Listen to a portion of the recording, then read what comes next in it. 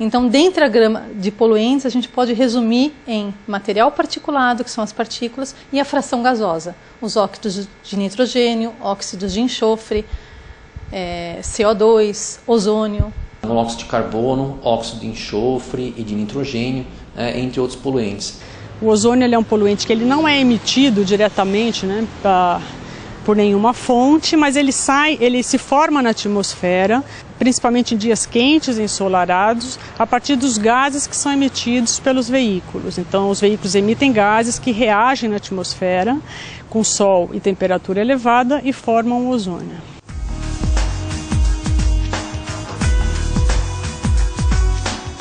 A poluição do ar, ela promove a doença, que é a morbidade.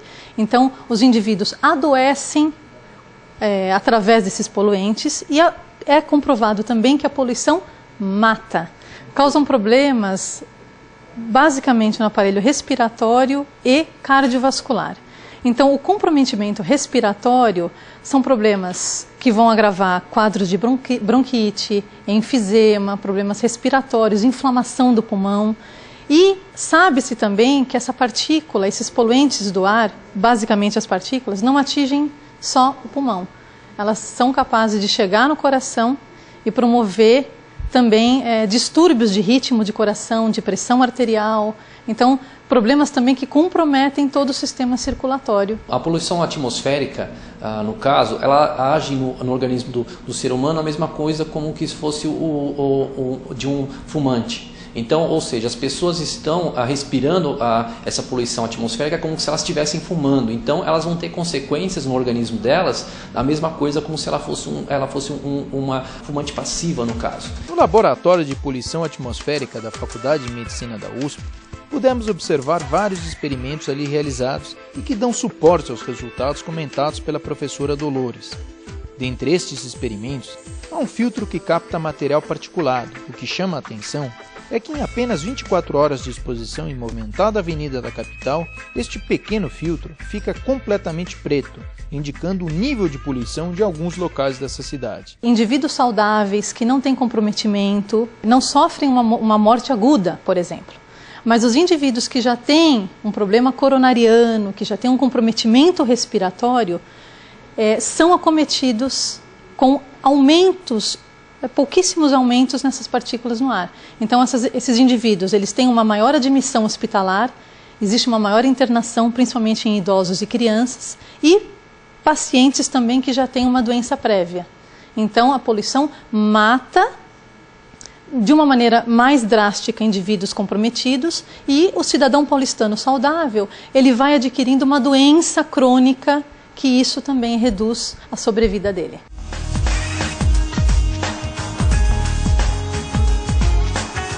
Na verdade, a gente tem os padrões de qualidade do ar, que são limites legais. A gente tem valores de referência à saúde, que são valores indicativos, né, da Organização Mundial de Saúde. O CONAMA estabeleceu limites aonde é seguro essa concentração de particulado, óxidos de nitrogênio, óxidos de enxofre. Existe um limite que é aceitável aonde onde não deve ocorrer dano.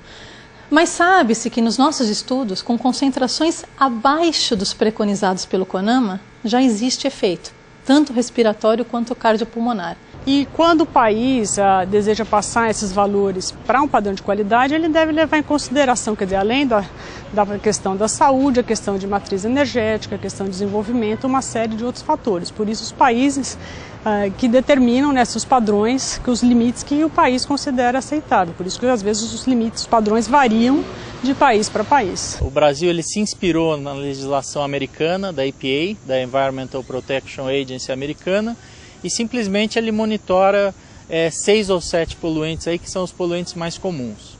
Mas existem uma série de outros poluentes que também causam problemas na saúde que eles não são controlados pela legislação, né? Por exemplo, tem as partículas finas, as partículas com um diâmetro inferior a 2,5 micrômetros. Essas daí são atualmente na cidade de São Paulo e em grandes centros urbanos aqui no Brasil, elas causam grandes impactos na saúde. Essas partículas são invisíveis, nós não enxergamos essas partículas, mas são capazes de penetrar no pulmão de uma maneira mais profunda e chegar nas vias sanguíneas e promover danos sistêmicos em outros órgãos. Então a gente sabe que essa partícula migra para o rim, migra para o fígado. Tá, então a gente observa assim, que os padrões, que os valores diminuíram. Então, quando a gente pega os valores de partículas inaláveis, que são essas poeiras que a gente respira, ou mesmo de monóxido de carbono, a gente observa que na década de 80, final da década de 90, a gente tinha valores muito mais elevados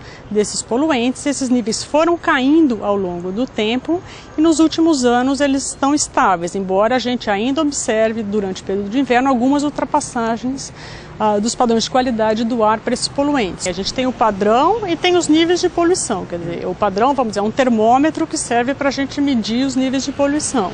Mas o importante é que os níveis de poluição, os níveis efetivos, é que caiam. Em nossa visita à CETESB, a gerente de análise de ar, Maria Helena Martins, nos apresentou como funciona uma estação de avaliação da qualidade do ar e seus equipamentos, que realizam as análises dos diferentes poluentes. Ela também explicou como esses dados são compilados e apresentados para o público. 40 estações de monitoramento da qualidade do ar automáticas no estado todo, das quais 20 estão na região metropolitana. Essa estação é a estação de Pinheiros.